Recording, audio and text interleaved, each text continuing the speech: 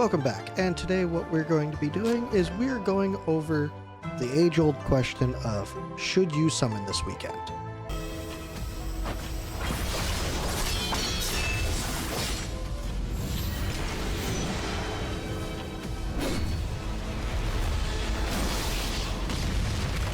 So, first of all, this banner is only for one day. We are going to be talking mostly just about this banner. These two banners, it's 2 times. If you want to go for it, sure.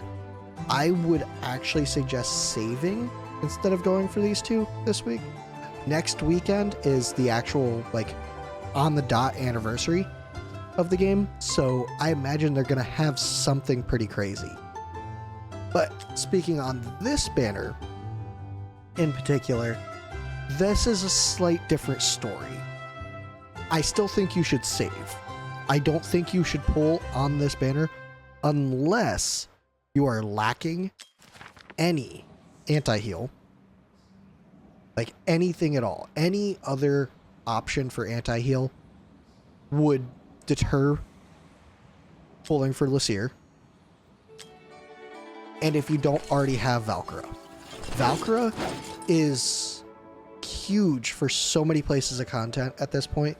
The biggest area that she's best for, and she's best in A1, is actually Gear Dungeon 1. Gear Dungeon 1, she handles, let's see, yeah, here we go. This top lane, she handles almost solo.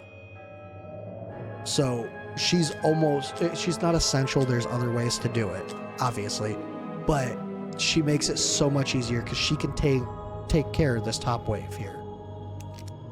One of the other things that she doesn't get utilized a whole lot for is her revive as well.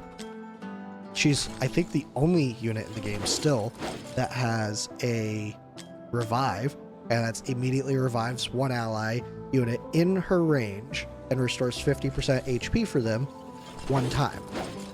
It can't revive herself, and it can't be activated more than one time unless you get her... I want to say there was an awakening that gave it, but no, it's not looking like it. Yeah, no, it's not looking like it, but at A5, if she revives somebody, that's 100% extra damage for 10 seconds that they're getting. That's huge. But she's really good as a magic ranged fighter. She's really good for a lot of places in content, and she'd be good to get your hands on. So if you don't have her, I'd say consider it. I don't think she's worth going to pity for, but if you're close to pity, you're like 50 off pity, and you're just like, I might as well try, sure, go for it. But I would suggest waiting until next week. Next week, we should be potentially getting an Ancient banner with Kratos on it. And Kratos is pretty much considered the best unit in the game. He's ridiculously overpowered in pretty much all content. I mean, let's see real quick. Let's go Artifact Material Raid. Guides. Okay, so he's not a suggested unit here, but recommended lineups. Is he here? No, surprisingly. So, this is a place that there's only one tile that you can place a platform unit, so it doesn't really surprise me. But Gear Raid 1, you have Kratos, who is ridiculously overpowered, which is not giving a good showing right now because he's not suggested anywhere, but he can do a ton of damage there. Gear Raid 2, he is one of the fastest clearers of Gear Raid 2. You could kill the boss before he starts to move, but of course he's not going to be suggested here or even popular, I guess. But Gear Raid 2, he's absurdly fast with. Gear Raid 3, I think he could even be an argument in Gear Raid 3 because he does true damage. So who cares if it's magic and they're magic resistant? Gear Dungeon 1, he excels in. Of course, there's not going to be any lineups with him because, you know, the game's got to make me a liar. Gear Dungeon 2, I don't know. I haven't beat stage 6 yet. I really wish I'd gotten Ymir. Ymir would be handy for this stage, but such is life. Recommended lineups. Let's see. Is he here? I imagine he could be here. I imagine he could do the work there. He's good for everywhere. Pretty much all of these stages here, you could beat almost all of them with Praetus. You get Praetus, you win. It's insane how strong he is. And one of the main places that it shows nowadays is this.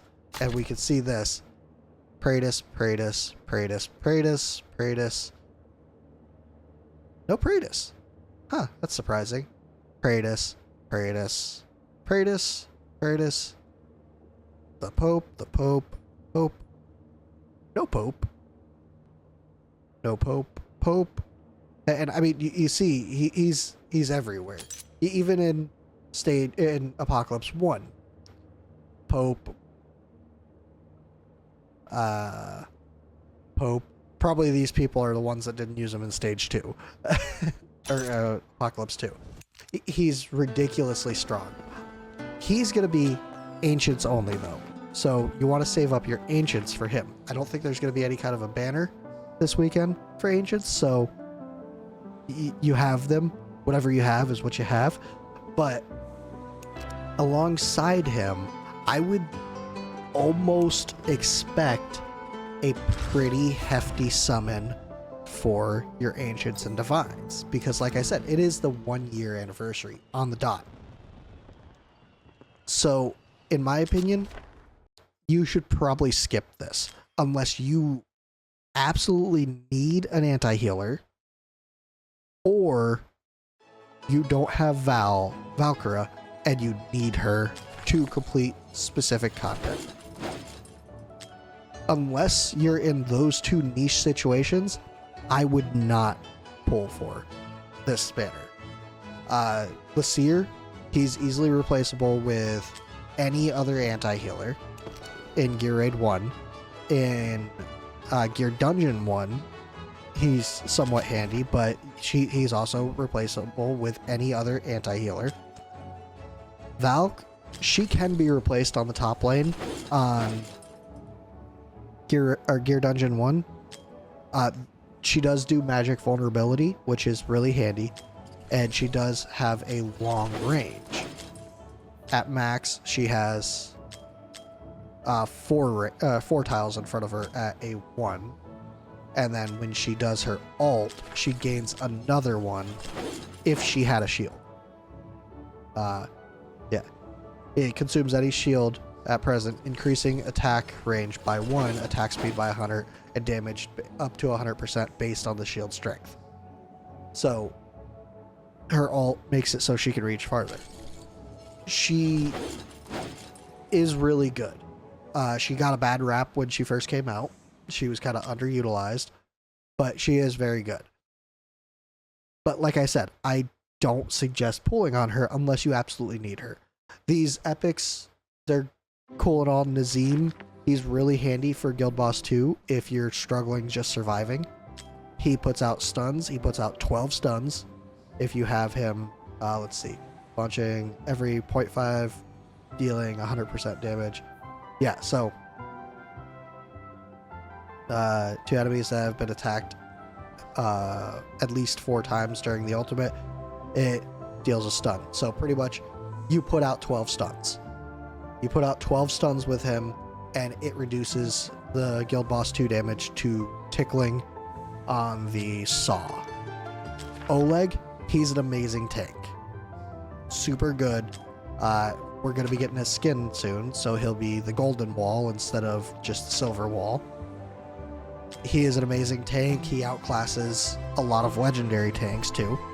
Voroth, he's interesting. He's a fighter. He does damage. He does decent damage. The problem is he's a northerner and he's not in one of those OP factions for just fighters. So I wouldn't pull for him. If you get him, cool, but he wouldn't be the prize of anything. Yeah, so I would suggest saving unless you're in those two niche situations, and even if you are, I would highly consider saving anyways. I have no idea what we're going to be getting next week, but I imagine it's going to be something good. And that's kind of what I'm waiting for. I'm hoping for something really cool, really good. Maybe we'll get a 15 or a 2 times chance on Ancients. That would be really cool. I doubt it, but it'd be cool. So that's going to do it for this video. Let me know what you're going to do in the comments below. Are you going to save? Are you going to pull anyways? Or are you on the fence still? That'll do it for this one, and I'll see you in the next one. Bye.